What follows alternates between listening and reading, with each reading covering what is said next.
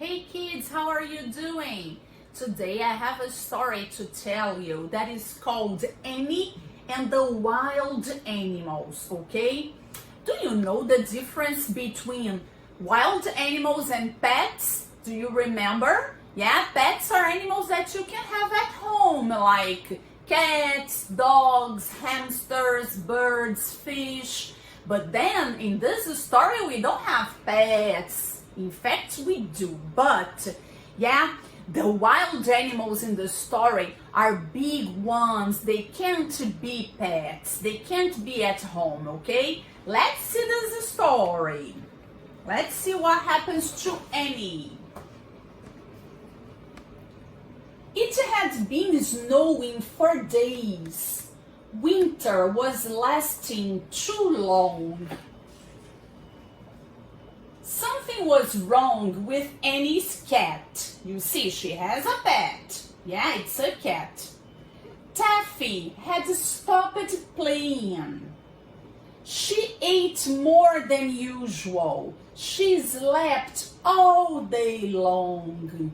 Annie found her curled up in strange places, you see. Yeah? She was eating too much, was sleeping too much. One morning, Annie could not find Taffy anywhere. She looked and looked, but Taffy was gone. Annie was very lonely. I need a new friend, thought Annie. She placed a corn cake at the edge of the wood. She imagined that a small furry animal would come and she would tame him for a pet. The next morning, the corn cake was gone. In its place stood a giant moose. You see, a giant moose. He's too big to tame, thought Annie. I'll have to try again. That night, Annie left another corn cake at the edge of the wood. The next morning, the moose was back. You see the moose here. And a snarling wild cat was there too. He's too mean to tame, thought Annie. Annie placed more corn cakes at the edge of the wood. The next morning, a big growling bear was there with the moose and the wild cat. You see the growling bear? He's too grumpy for a pet, thought Annie. Annie made as many corn cakes as she could and left them at the edge of the wood. You see the corn cakes? At dawn, Annie heard the snarls and growls of the wild animals. There was the moose and the wild cat and the bear.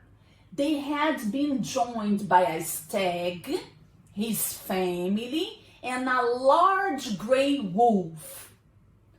Not one of them is soft and friendly like Taffy, thought Annie. You see, kids, now 1, 2, 3, 4, 5, 6 wild animals outside her house. All the next day, Annie made corn cakes and left them at the edge of the wood. All night long, she heard the sounds of the wild animals eating the corn cakes.